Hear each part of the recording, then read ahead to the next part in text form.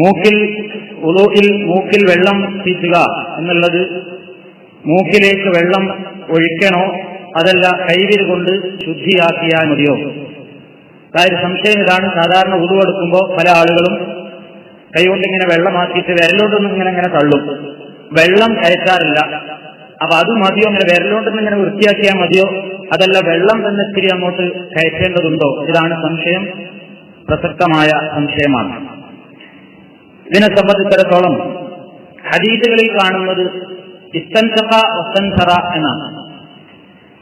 ഖാല ജംഹൂറു അഹ്ലുൽ ലുഗ വൽ ഫുഖഹാ വൽ മുഹദ്ദിസൂൻ, ബഹുഭൂരിപക്ഷം ഭാഷാ പണ്ഡിതന്മാരും കർമ്മശാസ്ത്ര പണ്ഡിതന്മാരും മുഹദ്ദിസുകളും ഒക്കെ പറഞ്ഞിട്ടുള്ളത് ഇസ്തൻസറ എന്ന് പറഞ്ഞാൽ തന്നെ അതിന്റെ അർത്ഥം ഹുവ ഇഖ്റാജുൽ മാഇ മിനൽ അൻഫി എന്നാണ്.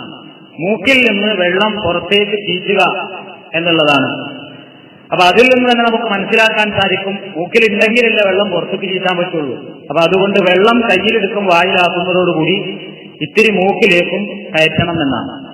തന്നെയുമല്ല നബി സല്ലല്ലാഹു അലൈഹി വസല്ലം പറഞ്ഞതായി കാണാൻ സാധിക്കും, ബാലിഗുൽ ഇസ്തിൻശാഖി ഇല്ലാ അൻ തകൂന ഖായിമൻ, നീ നോമ്പുകാരനല്ലാത്ത അവസരത്തിൽ കുറച്ച് കൂടുതലായിട്ട് മൂക്കിൽ വെള്ളം കയറ്റേണ്ടതുണ്ട് എന്ന് ഹദീസിൽ കാണാൻ സാധിക്കും. മാത്രമല്ല ഇമാം ബുഖാരിയും മുസ്ലിമും നിവേദനം ചെയ്ത മറ്റൊരു ഹദീസിൽ عن أبي هريرة رضي الله تعالى عنه قال قال رسول الله صلى الله عليه وسلم إذا توضأ أحدكم فليجعل في أنفه ماء ثم لينتصر. അപ്പൊ ഇനി ഒരു സംശയത്തിനിടയില്ലാത്ത വിധം ഈ ഹദീസ് വ്യക്തമാണ്. അതായത് നബി തിരുമേനി പറഞ്ഞിരിക്കുന്നു, ഇദാ തവല്ലഅ അഹദുക്കും, നിങ്ങളിൽ ഒരാൾ വുളു ചെയ്യുമ്പോൾ ഫൽയജ്അൽ ഫീ അൻഫിഹി, അവന്റെ മൂക്കിൽ അവൻ ആക്കട്ടെ മാഅൻ, വെള്ളം മൂക്കിലാക്കണം, സുമ്മൽ യൻതസിർ, പിന്നീട് അത് പുറത്തേക്ക് ചീറ്റിക്കളയുകയും ചെയ്യട്ടെ.